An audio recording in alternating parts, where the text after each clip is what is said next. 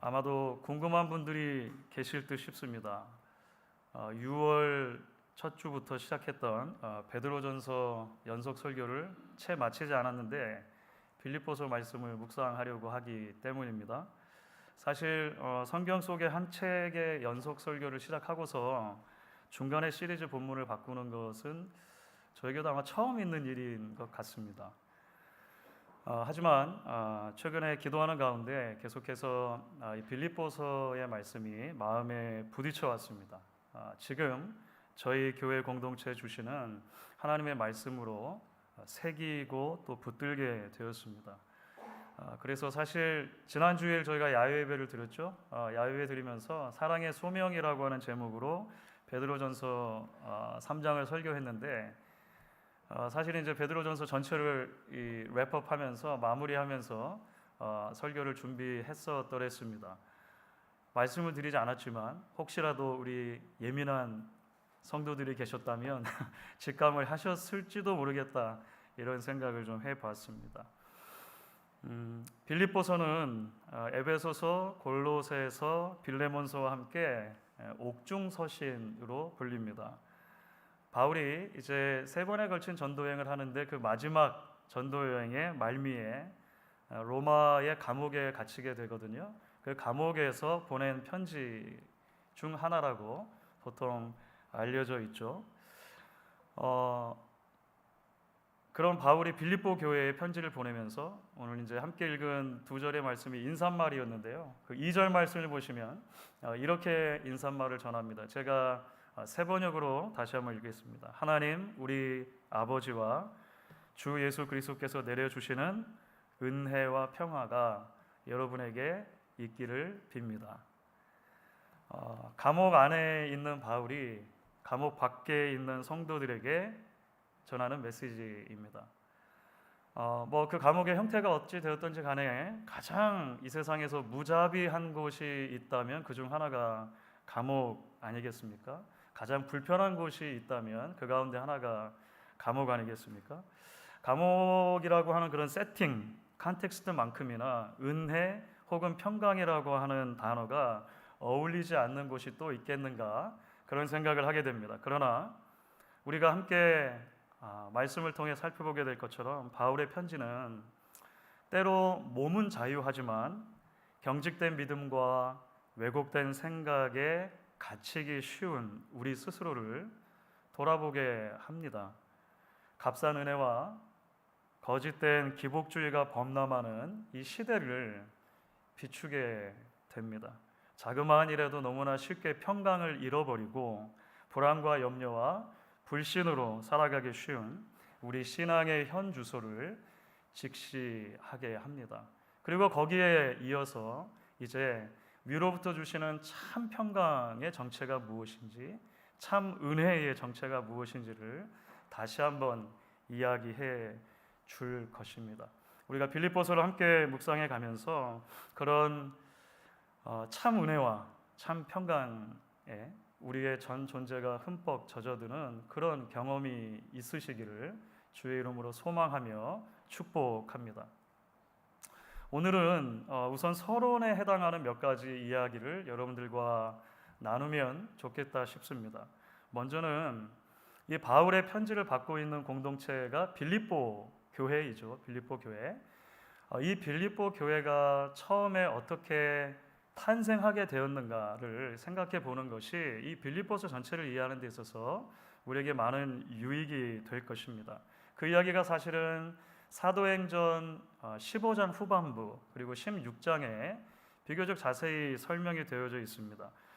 빌립보 교회는 바울의 두 번째 선교여행, 2차 선교여행의 첫 번째 열매로 세워진 교회라고 보통 알려져 있습니다. 그런데 바울의 그 두 번째 선교여행은 사실 온갖 서프라이즈로 가득 차 있습니다. 사실 빌립보 교회가 세워지는 과정 자체가 굉장히 많은 예기치 않았던 일들의 연속 속에서 되어진 일이라고 하는 것을 보게 되는 것이죠.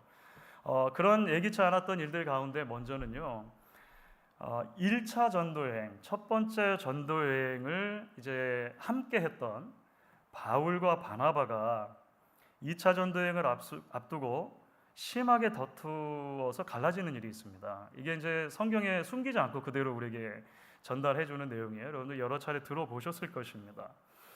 이런 바울은 원래 복음의 핍박자였습니다. 예수를 핍박하는 사람이었습니다. 그런데 다메섹으로 가던 길에서 그 부활하신 예수를 만난 이후에 그 삶이 180도 변하게 되죠. 핍박했던 예수 그리스도를 증거하는 증인으로 살게 됩니다. 핍박했던 이들을 보호하고 복음을 전하는 일들을 감당하게 되죠. 그래서 사도행전 13장을 보시면 바울이 원래 교회를 워낙에 핍박했던 사람이기 때문에 그가 회심했다라고 하는 이야기를 예루살렘 교회 리더들, 그러니까 예수님의 원래 제자들이죠, 사도들이 믿지를 잘 않았습니다. 마음을 열기가 쉽지 않은 거예요. 어제까지 핍박했던 사람인데 오늘 우리와 비슷한 사람이 됐다고 하니까 잘 안 믿는 거죠. 그때 굉장히 중요한 역할을 감당해줬던 사람이 바나바입니다.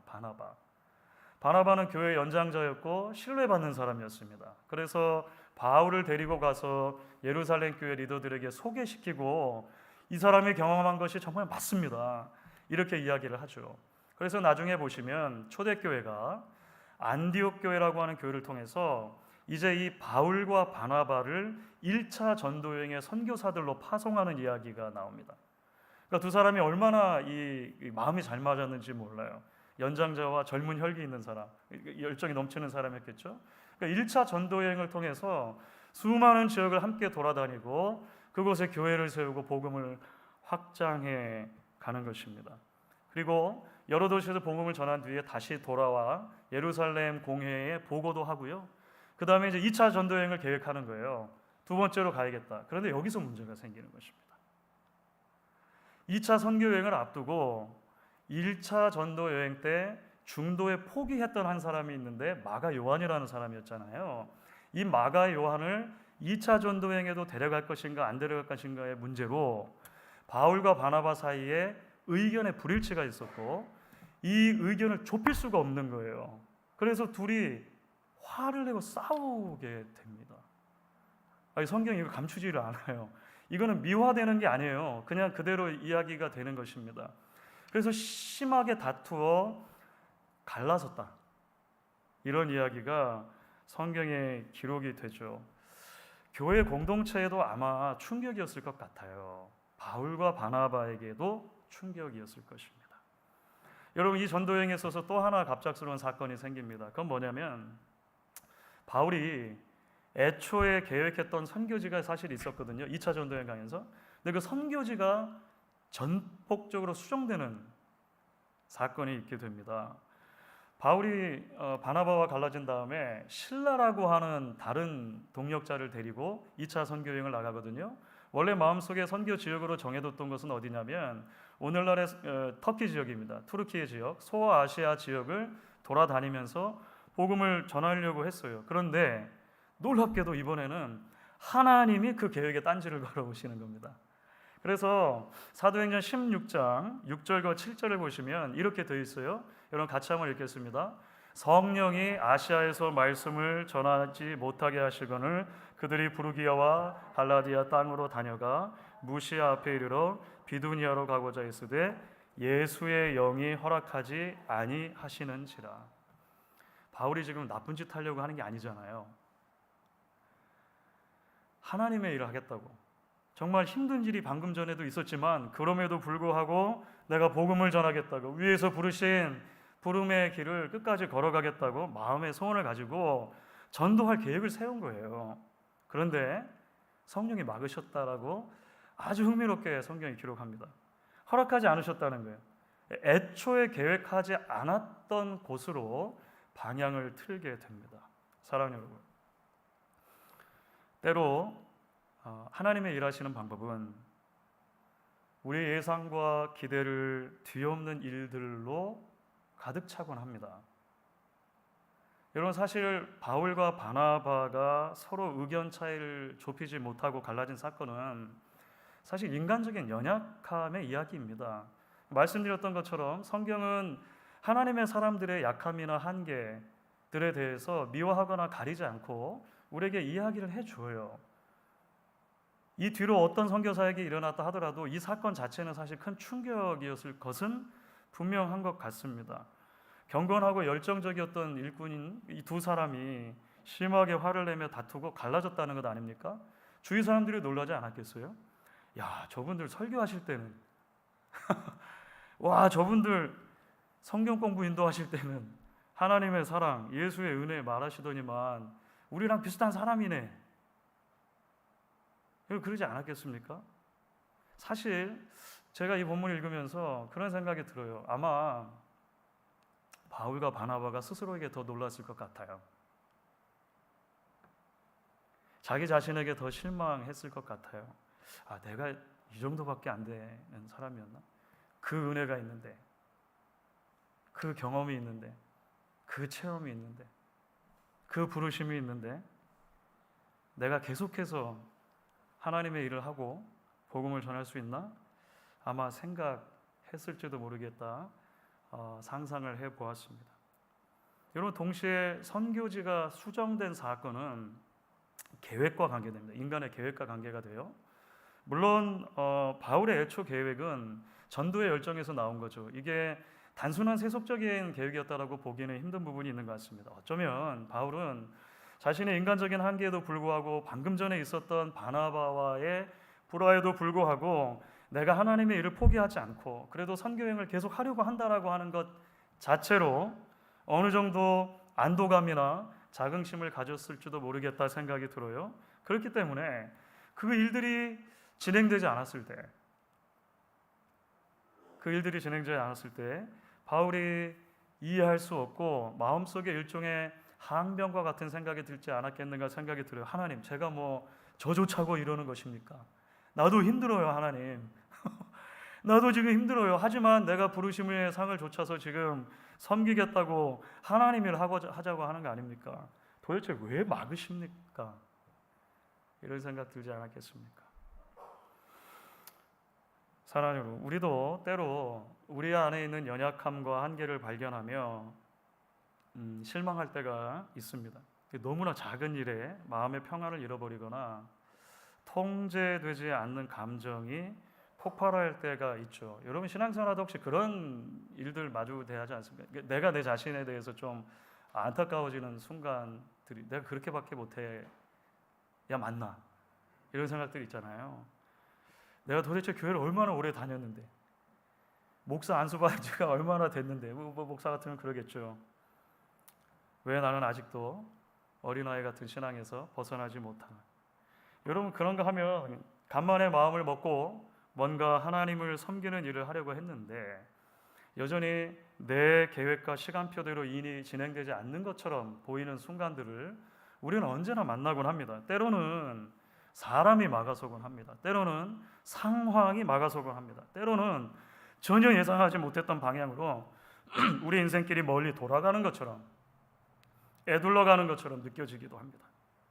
그러나 주 안에서 사랑하는 여러분, 하나님께서 그런 모든 상황들 속에서도 하나님이십니다. 우리가 우리 자신을 핑계하거나 미워하지 않아야 하겠으나 하나님은 우리의 연약함과 인간적인 한계들을 통해서도 하나님의 일을 이루시는 분이심을 또한 믿어야 하는 것입니다. 때로 하나님께서 우리의 시간표와 계획을 자신의 시간표와 계획에 맞추어 수정하심으로 당신의 놀라운 일들을 이루어 가시는 것이죠. 우리가 다 온전히 이해할 수 없고 다 헤아릴 수 없는 방식으로 하나님의 더 크고 놀라운 일들에 지금의 우리를 사용하시는 것입니다. 여러분, 바울을 향한 하나님의 계획이 있으셨던 것 같아요. 사도행전이 펼쳐지면서 그게 분명해지는데 하나님께서는 놀랍게도 바울이 전혀 예상하지 않았고 초대 교회 공동체도 한 번도 예상해 보지 못했던 마게도냐 지역으로 하나님의 복음이 확장되어지는 일에 이 사건을 사용하십니다. 마게도냐는 이 배를 타고 건너가서 이 바다를 건너가서 지금의 그리스 지역이거든요. 그러니까 유럽의 관문이라고도 할 수 있습니다. 그곳에 교회를 세우신 일에 하나님이 지금 이 사건을 사용하시는 거죠. 빌립보 교회는 있잖아요. 그 마게도니아 지역에 세워진 첫 교회가 되는 거예요. 그러니까 유럽에 세워진 첫 교회가 빌립보 교회가 된다는 것입니다. 그런데 놀랍죠. 이곳에 어떤 방식으로 교회가 세워지게 하는가? 그것도 온갖 서프라이즈로 가득 차 있다는 거 아닙니까?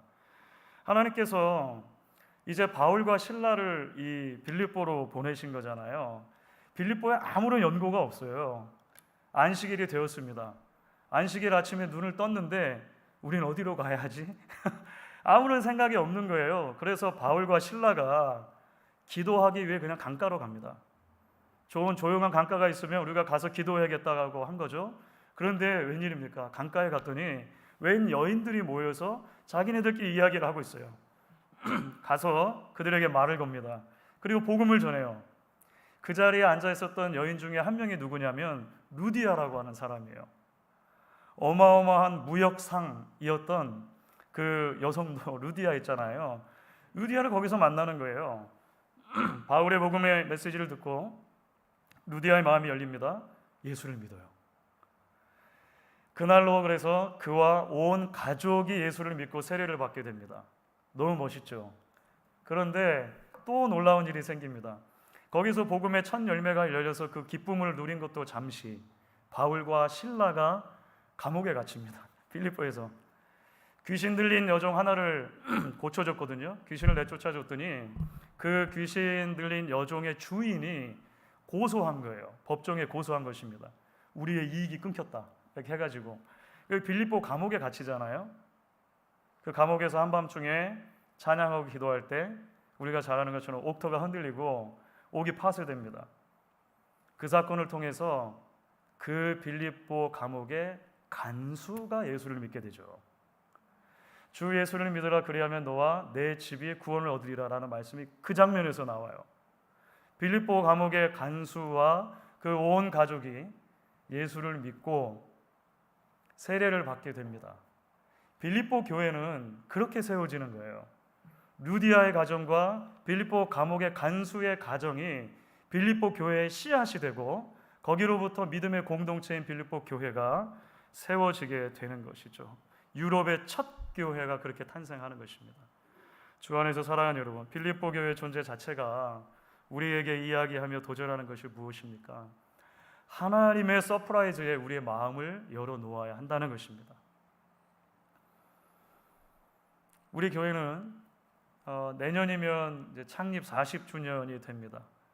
제가 처음 부임했을 때 창립 30주년이 채 안 됐을 때 청년의 나이 때 교회 저도 청년이었고 부임했습니다. 저와 교회가 함께 중년을 이제 지나가고 있지 않습니까? 돌아보면 분명히 우리의 연약함과 한계를 보며 마음 아팠던 경험들이 있습니다. 아픔과 상처 위로 딱지가 덮여서 의기소침해지기도 하고 그래서 쉽게 포기해 버리기도 하는 그런 영역들이 우리 안에 생겼는지도 모르겠습니다. 그런가 하면 지난 시간들 동안 보면 우리가 처음 마음먹었던 대로 계획했던 대로 기대했던 대로 진행되지 않았던 일도 사실 얼마나 많은지 알 수가 없습니다. 그러나 사랑하는 여러분 기억하십시오. 하나님은 살아계십니다. 하나님이 교회의 주인이십니다. 우리 주 예수 그리스도와 우리 아버지 하나님께서 여전히 교회를 붙들고 우리의 연약함과 한계를 뛰어넘으셔서라도 우리의 계획표를 바꾸셔서라도 영광 받으시고 그 이름이 거룩히 영을 받으시는 것을 거치장스러워하지 않으시는 하나님이심을 보게 됩니다. 그래서 지나온 모든 시간들이 은혜인 것입니다. 그래서 앞으로 다가올 모든 시간들을 하나님을 향한 기대와 순종으로 채워가야 하는 것입니다. 여러분 그렇기 때문에 이제 우리는 좀 더 나가서 빌립보 교회가 어떻게 생겼는가, 처음에 세워졌는가를 살펴봤는데요. 빌립보서 전체의 주제를 생각하지 않을 수 없습니다. 여러분 한 서신의 전체 주제를 살필 수 있는 가장 좋은 방법은 반복되는 단어를 살피는 게 있습니다. 여러 방법 중에 하나입니다. 오랜만에 멀리 떠나 있던 자녀가 메시지를 보냈는데, 편지를 요즘 잘 안 보내니까 메시지를 보냈는데 뭐 안부도 묻고 이런저런 얘기가 많아요. 그런데 반복되는 단어가 있는 거예요. 돈. 그러면 이 편지의 주제는 뭐죠? 편지의 주제는 용돈을 좀 보내주십시오 라고 하는 주제겠죠. 뭐 아무리 다양한 것들이 많아도 편지 전체에 사랑이라고 하는 주제가 강조되면 사랑 편지죠. 연애 편지입니다. 빌립보서는 넉 장밖에 되지 않은 짧은 편지인데요. 빌립보서 전체에 지속적으로 반복되는 단어가 있습니다. 동사의 형태로 8번, 명사의 형태로 5번 반복되는 단어는 다름 아닌 기쁨입니다. 기쁨. 그래서 학자들과 주석가들이 이 빌립보서 짧은 편지에 별명을 지어주는데, 여러분 잘 아시는 것처럼 기쁨의 편지, 기쁨의 서신이라고 하는 별명을 가지고 있어요. 여러분이 생각하게 됩니다. 바울이 정말 이처럼 기쁨이라고 하는 주제를 반복적으로 사용할 만한 처지와 형편에 놓여 있는가라는 거죠. 바울이 처해 있는 상황을 보면 편지의 주제가 기쁨이라고 하는 것도 서프라이즈라고 하는 것을 보게 됩니다. 말씀드린 대로 우선 바울은 감옥에 있잖아요. 감옥에 있죠. 은혜 혹은 평강과 거리가 먼 만큼이나 기쁨이라고 하는 정서와도 거리가 가장 먼 곳이 있다면 아마 감옥이 그 중에 하나가 아닐까 생각이 들어요. 뭐 삶의 고된과 불편은 말할 것도 없고 이 행동이 제한되기 때문에 그렇습니다. 바울은 지금 그 로마 감옥에서 재판을 기다리고 있습니다. 로마 황제 가이사 앞에 서서 재판받기를 기다리고 있습니다. 그 재판의 결과에 따라서 얼마든지 사형을 당할 수도 있는 불안과 불확실함이 매일매일의 기본값으로 주어져 있는 것이 지금 바울의 형편이라고 하는 것입니다. 동시에 바울이 감옥 안에서 편지를 보내고 있는 이 빌립보 교회 있잖아요. 빌립보 교회가 처해져 있는 상황도 사실 생각해 보면 기쁨이라고 하는 개념과 좀 거리가 먼 것 같습니다. 말씀드린 것처럼 하나님의 기적과 같은 방식으로 교회가 세워집니다. 정말 하나님의 서프라이즈로 그 첫 열매로 빌립보 교회가 세워진 거잖아요. 그런데 여러분, 거기도 사람 사는 곳이에요. 거기도 시간이 흐르니까 사람과 사람이 만들어내는 소음과 악취가 고스란히 반복되는 것을 보게 됩니다. 빌립보서 안에 그런 내용들이 나와요. 바울이 감옥에 갇혔잖아요. 바울을 비방하는 사람들이 금방 생깁니다. 바울이 잘못됐다. 그리고 거짓되고 잘못된 동기에서 비교의식을 가지고 우리가 바울보다 더 낫다라는 생각을 가지고 복음 전도에 막 열심히 힘쓰는 사람들, 굉장히 엉뚱하죠. 그런 사람들이 생겨요. 성도들 사이에 불협화음과 불화가 생기게 됩니다. 바울의 서신 가운데 아마 교회 안에 분쟁이 있는 당사자들의 이름을 직접 거론하면서 제발 좀 싸우지 마시고 친하게 지내세요 라고 한 건 빌립보서가 거의 유일할 거예요. 많지 않습니다. 유오디게와 순두게가 이 빌립보서에 나오는 거예요. 빌립보의 하여간 성도들이셨습니다. 유대주의자들도 여전히 여기 들어와서 잘못된 가르침을 가르쳐요. 바울이 복음을 가르친다고 그렇게 애썼는데 거짓된 복음을 듣고 마음을 빼앗기는 이들이 생기는 거죠. 그래서 기쁨을 잃어버린 사람들, 염려 가운데 소망을 잃어버린 사람들, 마음의 평강을 잃어버리고 두려워하는 성도들이 많다는 이야기를 바울이 전해 듣는 것입니다. 그런데 여러분, 놀랍게도 부자유스러운 감옥에 갇혀서 희미한 등불에 비추어 겨우겨우 편지를 써 내려가는 바울의 마음을 가득 채우는 1차적인 정서가 있었는데 그것이 기쁨이라는 것입니다. 기쁨. 그럼 우리가 이것을 어떻게 이해할 수 있을까요? 어떻게 이런 기쁨을 누리고 그 기쁨을 전할 수 있었던 걸까요? 바울의 편지에서 기쁨이라고 하는 단어와 더불어서 가장 많이 반복되는 다른 단어를 살펴보면 됩니다. 9번 반복되는 단어가 있거든요. 그게 복음입니다. 복음. 바울이 누리는 기쁨은 복음 때문에 누리는 기쁨입니다. 거꾸로 말하면 감옥 속에서 바울은 자신이 처한 상황에 마음의 전부를 빼앗기지 않습니다. 복음에 집중합니다. 빌립보 교회 소식을 들으며 물론 안타깝지만 뉴스에 함몰되지 않습니다. 복음에 집중합니다. 나는 왜 이렇게 힘들까? 자기 연민에 빠져서 모든 시간을 허비하지 않습니다. 복음에 집중합니다. 그때 역설적인 기쁨을 경험하게 되는 것이죠. 세상이 알 수도 없고 줄 수 없는 그 절대적인 평강과 기쁨이 그 영혼에 깃들고 그것을 나누고자 하는 것입니다.